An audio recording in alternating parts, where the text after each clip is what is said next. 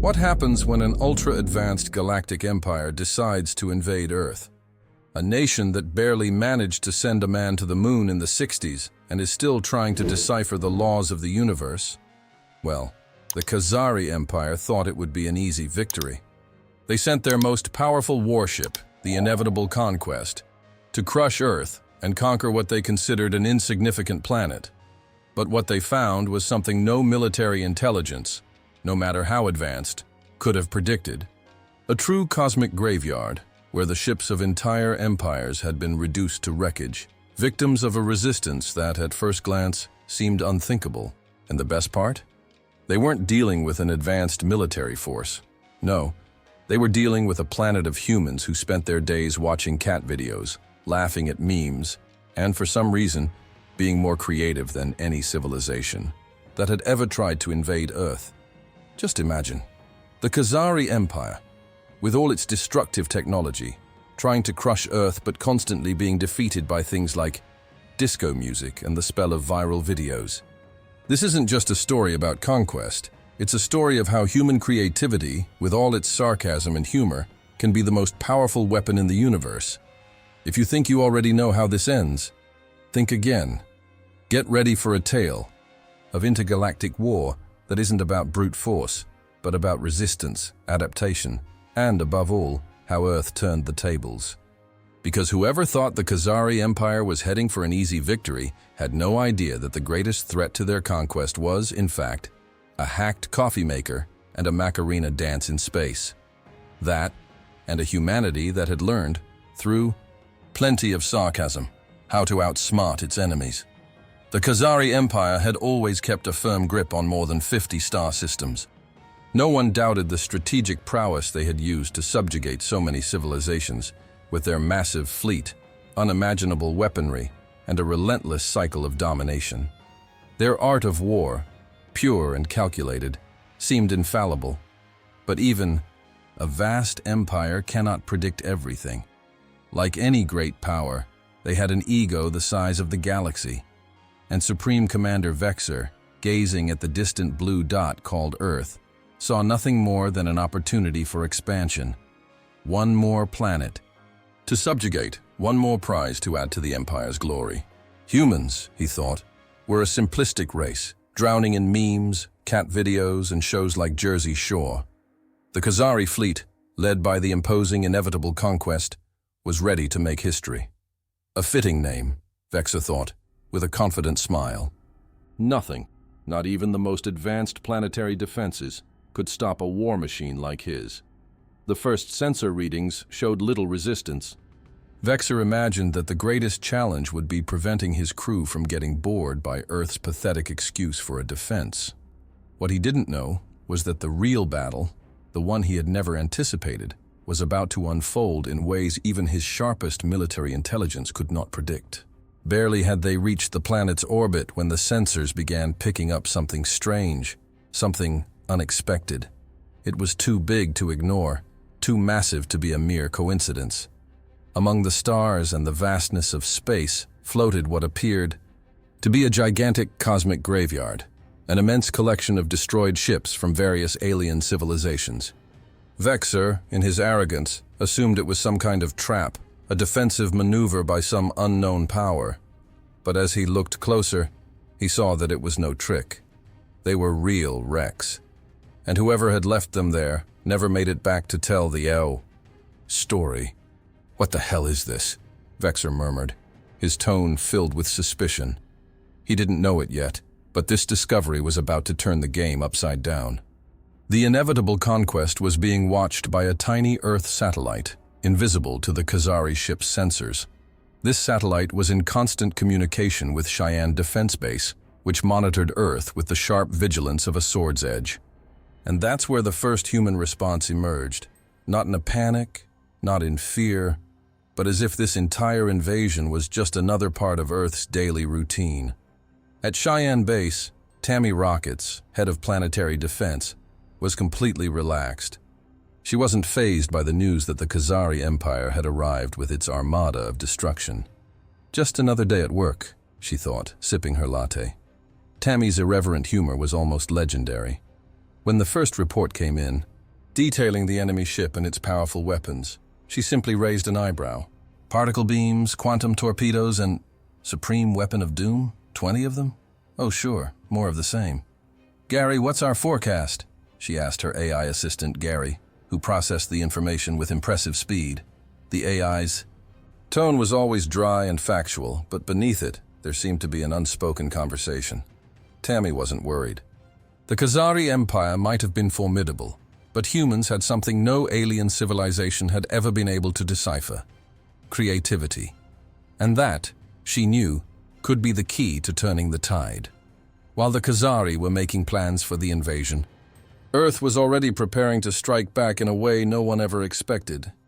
In the end, what Supreme Commander Vexor didn't know, what none of his analyses predicted, was that this little blue rock could become the graveyard of more than just alien ships. It was a cemetery of entire empires. But no one, not even the humans, knew it yet. And it was at that moment, when Vexor looked out into space and realized what lay before him, that the real battle began. But humanity's greatest trick was only just beginning to unfold. The inevitable conquest remained in its orbit around Earth, its imposing glow illuminating the void. Leading the mission, Supreme Commander Vexor could barely hide his frustration, as the sensors pointed to a debris field that, at first glance, seemed like a scanning error. He adjusted the controls and forced the sensors to conduct a deeper analysis. These weren't just any wreckage. They were relics of war, towering ships that had once belonged to some of the most formidable civilizations in the galaxy. There, in absolute silence, Vexor watched the screen, hoping the data was merely a system malfunction. But it wasn't. Pip, the Khazari first officer, was the first to react. The tremor in his voice echoed through the inevitable conquest's bridge, a reflection of the shock everyone was trying to conceal. "Commander, this doesn't make sense. This wreckage doesn't come from small fleets. They belong to ancient, powerful species." He pointed to a massive fragment drifting aimlessly, partially erased by time, but still recognizable. A Globon battlecruiser.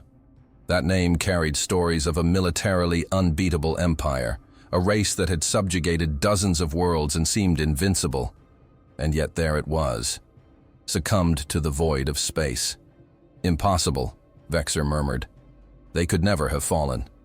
Not far from there, a massive sphere floated, covered in layers of cosmic dust and scarred by centuries of space weathering. A Zeon death sphere, a weapon said to be capable of wiping out entire planets with a single shot. The Zeon Empire had been one of the most feared forces in the galaxy, its destructive power on an astronomical scale practically legendary. And yet, here was the undeniable proof of its failure. There were no more great Zeon ships, only the fragmented remains of what had once been the most powerful military force known. Vexor felt a chill run down his spine. How was this possible? How had an empire like the Zeon been defeated? Once again, Vexor's gaze fixed on the wreckage, and now something even more unsettling appeared. The Cyan Swarm planetary exterminator. A machine of destruction on an absurd scale, capable of annihilating any planet, regardless of its structure or defensive strength. An artifact from a civilization that had mysteriously vanished without a trace. The Cyan had been considered unbeatable. Until now, Vexor didn't know what to think, and the uncertainty in his mind was more disturbing than any of the terrifying enemies he had ever faced. What could have destroyed even the Cyan? As the crew struggled to process the information, First Officer Pip began analyzing the data. "Commander, there's more. A pattern." He stepped closer to the screen and started detailing the wreckage. "These ships belong to empires that fell into a pattern of error." Vexor frowned, trying to understand. "Error? What kind of error?" Pip pointed to the anomalies. "It's as if they all made the same mistakes one after another. They failed in ways that don't make sense for such powerful beings." Vexor felt a shiver. What else didn't he know about Earth that all these empires had ignored? The Khazari crew was now completely stunned. Gone was the initial confidence, that presumption of an easy victory. The debris field seemed to tell a story of intergalactic failures, of fleets that had succumbed to something more than powerful: weapons. As if something very peculiar was behind that massive collection of space junk. The Khazari were cunning strategists, but they couldn't understand what had made these empires fall. War, to them, was a science, a matter of numbers, tactics, and weapons. But what lay ahead of them did not fit into any of that. As Vexer tried to piece together his analysis, something began to form in his mind. Maybe, just maybe, Earth was not just another planet to be conquered. It was an enigma, a trap set by something greater. He felt the weight of his own failures beginning to form, like a black hole growing in his mind. Something was very wrong, and he had no idea what. The inevitable conquest was in orbit around the planet, but the real battle, the most important of all, was about to begin. And for now, he had no clue what was coming next. While the Khazari Empire faced an unexpected debris field, a completely different reaction was taking shape on Earth. At Cheyenne Defense Base, Tammy Rockets was, as always, relaxed and unbothered. Upon receiving the first reports of the great alien threat, she showed not a hint of concern. Instead, she propped her feet up on the desk, took a sip of coffee, and looked at the screen with the expression of someone facing just another workday. "Well, another Level 3 invasion attempt, huh?" she murmured, letting out a low chuckle. "Nothing a good cup of coffee can't fix." Cheyenne's artificial intelligence system, Gary, processed the information quickly. The ship that entered Earth's orbit belongs to the Khazari Empire. Their weapons include particle beams, quantum torpedoes, and something called the Supreme Doom weapon. They have 17 of them in total. Tammy glanced at the screen with a sarcastic smile. Supreme Doom weapon? Seriously? That must be something grand. She wasn't the least bit impressed, as if she had heard this story many times before. "Gary, just to be sure, this is just the latest in a long line of invasion attempts, right?" Unfazed, Tammy followed protocol with a level of calm that defied all logic. She got up from her chair, adjusted her combat vest with the same precision as always, and walked over to the communication station. When Vexer's image appeared on the screen, her relaxed posture was in stark contrast to the grandeur of the Khazari Empire and its imposing ship. "Hey, Commander Vexer, before you start with that classic surrender or be destroyed speech, tell me something. Have you seen the video of the last 17 invading armies that tried to conquer Earth? People love watching the highlights." Vexer, with his stern expression, didn't know how to react. Tammy's tone was utterly indifferent, as if she were just starting another routine shift. Behind her, a hologram appeared, showing footage of past invaders' catastrophic failures, entire fleets destroyed by ships unable to handle Earth's atmosphere or, in more bizarre cases, vessels that succumbed to the sheer power of disco music. And it didn't stop there. A series of intergalactic tactical blunders that no empire had ever anticipated played on the screen. Vexer watched in disbelief, trying to understand how something so simple could be the cause of so many defeats. As the hologram showcased the cosmic tragedy, Tammy turned to the screen and said with a smirk, "And if you think that was funny, wait until you see what happened to the last group that tried to invade Earth. We even have a special episode about how an entire fleet was taken down because the crew couldn't stop watching cat videos." Tammy's laughter echoed through the room. To her, the Khazari Empire seemed more like a cosmic joke than a real threat. Gary, the base's AI, interrupted the moment of amusement with a dry tone. "Tammy, do you really think this is going to work against them? They have one of the most powerful fleets in the galaxy, with technologies we can't even begin to understand. They have Supreme Doom weapons."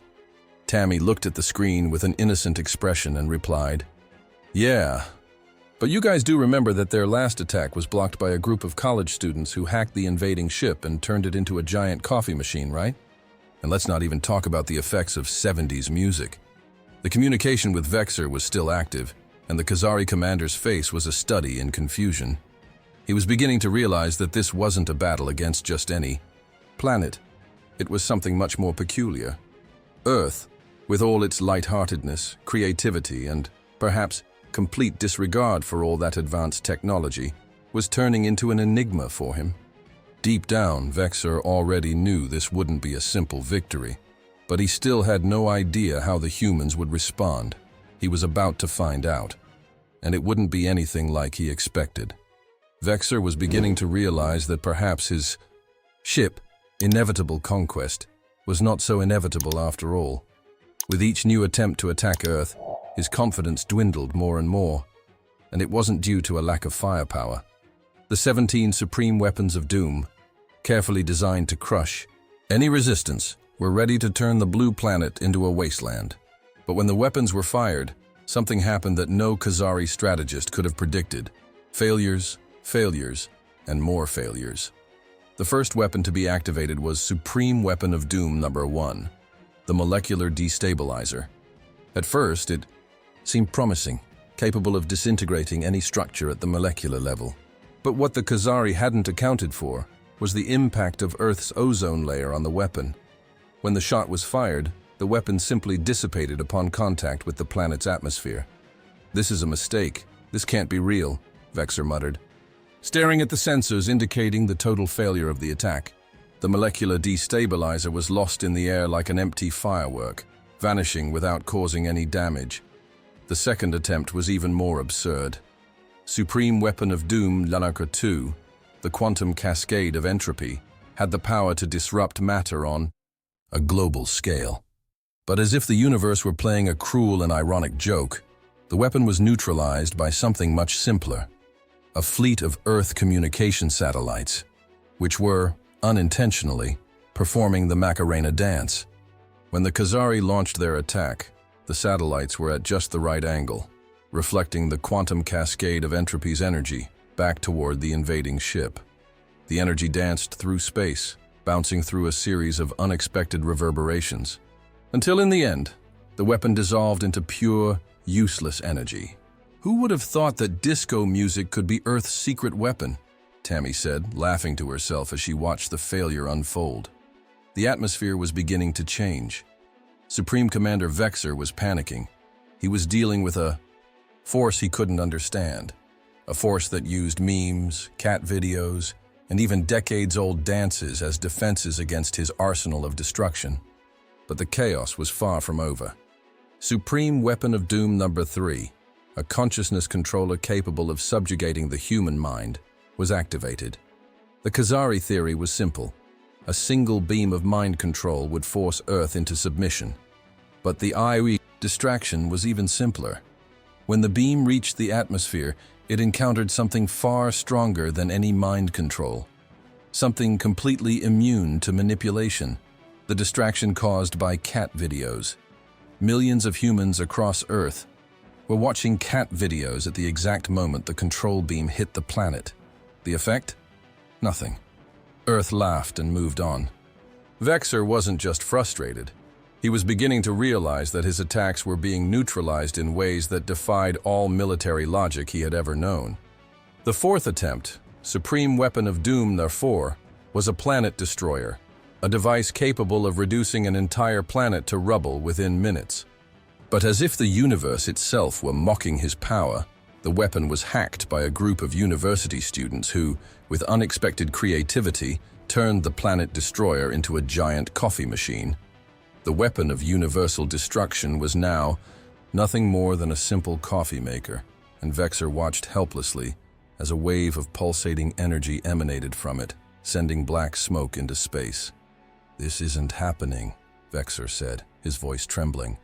But the final blow, the multi-dimensional annihilator, was the most grotesque of all.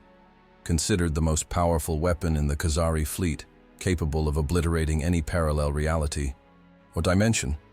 It was fired at full strength. However, what the Khazari had not foreseen was that the annihilation wave would be reflected back into space by old Earth TV signals, including episodes of Jersey Shore. The once feared weapon was annihilated. By the sheer banality of human broadcasts. "Jersey Shore, humans are watching this, and somehow they're defeating our weapons," Vexor whispered in disbelief.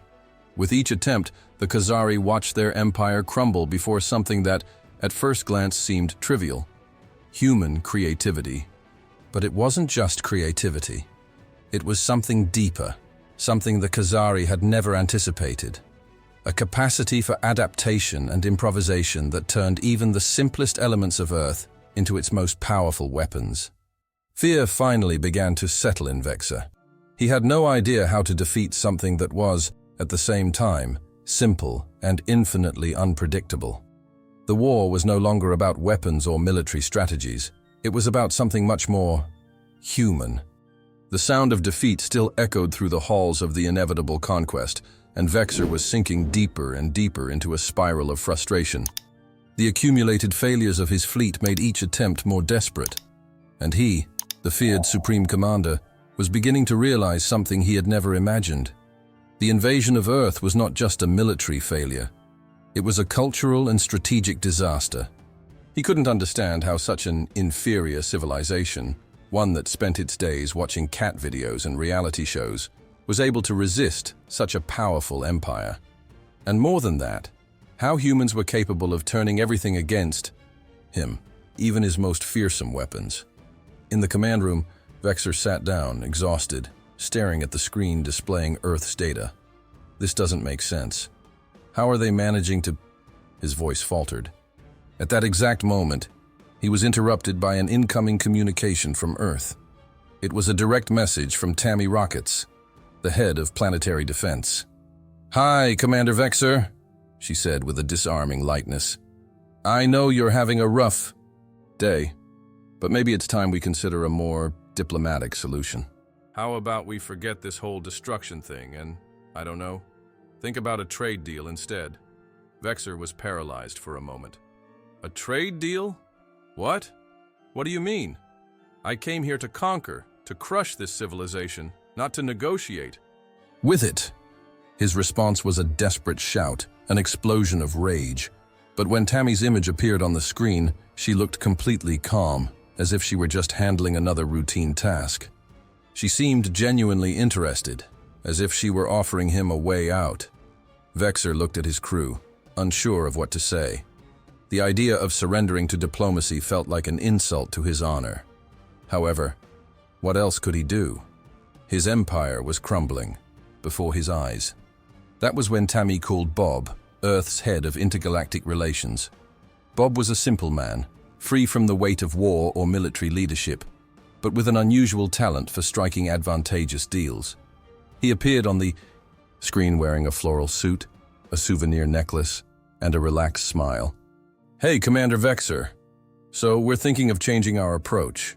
Forget this whole war and destruction thing. What if we focus on a trade deal instead? Earth is always open for good business, you know?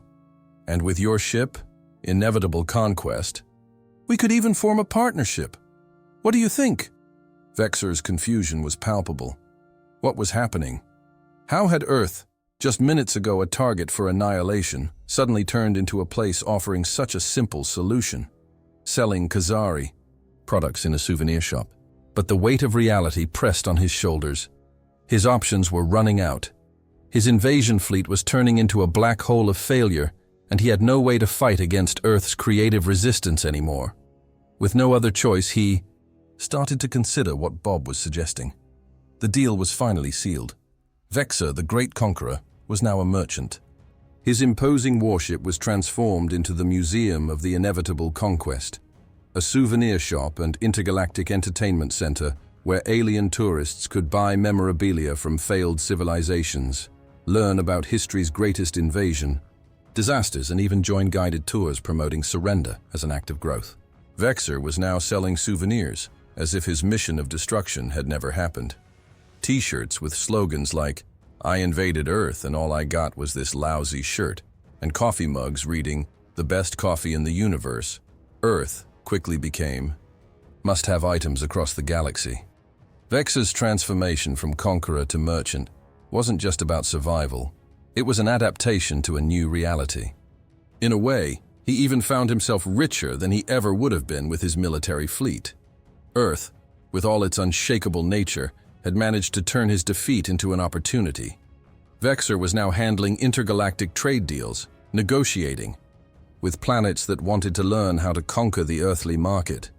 And the Khazari, who had entered the war expecting to dominate everything, were now just trying to figure out how to get their products into Earth's souvenir shops. Inside the new Museum of the Inevitable Conquest, tourists from across the galaxies could buy miniatures of the Khazari warship and even action figures of Vexor himself, complete with a button that, when pressed, declared, "I surrender," like a cosmic trophy of the greatest defeat of his life. Vexor, the ex-Supreme Commander, was now an icon of failure, a figure celebrated for his surrender. He no longer had a fleet to command, only a collection of souvenirs to sell. And once again, Earth was proving that its greatest weapon wasn't advanced technology or military strength, but rather its creativity and resilience. 6 months had passed since Vexor signed the trade agreement, and Earth, once just a tiny blue dot in the vast cosmos, had become the center of a new intergalactic era. The museum and commercial center of the Inevitable Conquest was now one of the most visited tourist destinations in the universe. Visitors from all corners of the galaxy came to admire the wreckage of the mighty alien ships that had failed in their invasions, buy souvenirs, and even try out a surrender package, where tourists could dress up in Khazari uniforms and pose as if they had been defeated by human irreverence. It was a unique experience, blending history, humor, and a touch of sarcasm. Among the most popular items were T-shirts with the phrase, "I invaded Earth, and all I got was this lousy shirt," which quickly became a badge of honor among failed invaders. There were also coffee mugs stamped with "Best Coffee in the Universe, Earth," which turned into collector's items. But the real treasure was the Khazari toy, a small action figure of former Supreme Commander Vexor with a button that, when pressed, said, "I surrender." For many aliens, this was mockery, but for humans, it was a reminder of their victory in a game they had never been taught to play. At Cheyenne Base, Tammy Rockets and her AI, Gary, were having fun watching Earth's transformation. "I guess we can let the Khazari keep believing we were saved by weapons, right?" Tammy said with a smirk. Gary, who never cared much about intergalactic affairs, responded with a synthetic chuckle. "Absolutely. Let them think it was all a grand battle of minds and technology. The truth is, they never stood a chance against human creativity." And indeed, what was unfolding before the eyes of the galaxy was a simple yet powerful lesson. Earth's true strength wasn't in its technology or its weapons, but in its ability to adapt, improvise, and above all, create. The Khazari, once an unbeatable force in the galaxy, now found themselves in an entirely new scenario. Vexor, the great commander, was now a souvenir salesman. He was beginning to realize that his defeat wasn't a matter of strength, but of perspective. Earth had won, not through military power, but through its irreverent vision and ability to turn disaster into opportunity. From time to time, he wondered how he could have defeated Earth, but he knew he would never find an answer. Not as long as his forces were built solely on destruction rather than adaptation. Meanwhile, across the galaxy, stories about Earth began to spread. Ships from various civilizations visited the Museum of the Inevitable Conquest to learn from human strategy. Many observed in disbelief how a seemingly fragile species had defeated the most advanced military forces in the universe. Tales of how Earth had tricked the invaders with its creativity, its memes, and even its cat videos began to inspire other races. Some started adopting more flexible and creative defense methods. Others, more cynical, just laughed at Earth. But no one dared underestimate it anymore. Vexor had become a tragic figure, but also a near celebrity. His name, once synonymous with power and destruction, was now synonymous with failure. Yet he knew that, in some way, he was a necessary component of Earth's victory narrative. The Museum of the Inevitable Conquest displayed his defeat with pride, turning his own failure into a piece of galactic entertainment. And Vexor, still commanding his now repurposed ship, didn't know whether to laugh or cry. He had no more armies, only souvenirs. In the end, one question remained for Vexor. What does it really mean to be a winner? If Earth had won with memes, cat videos and strategies as improvised as a Macarena dance in space, what was true power? Perhaps the answer wasn't simple, but one thing was certain. Earth, with all its humanity and irreverence, had become the greatest victor in the galaxy, and the Khazari Empire, for all its might, would never understand how it had been defeated. So what did you think of this story? About how Earth defeated a galactic empire with memes, cat videos, and hacked coffee machines? Thought it was just another epic victory based on advanced technology? Well, think again. The true strength of Earth has never been its cutting-edge technology or massive weapons, but rather its creativity and sarcasm. Who would have thought that the fate of our planet would be decided with a simple hi and a cat video? But that's not all. In the next video, we'll continue this journey and show how Earth became an intergalactic powerhouse, surprising even the most powerful empires in the galaxy. Are you ready to discover how a civilization full of humor and improvisation became the greatest winner in the universe? Don't miss it. And of course, if you enjoyed this story, you know what to do, right? Subscribe to the channel, turn on notifications, and stay tuned for more adventures like this.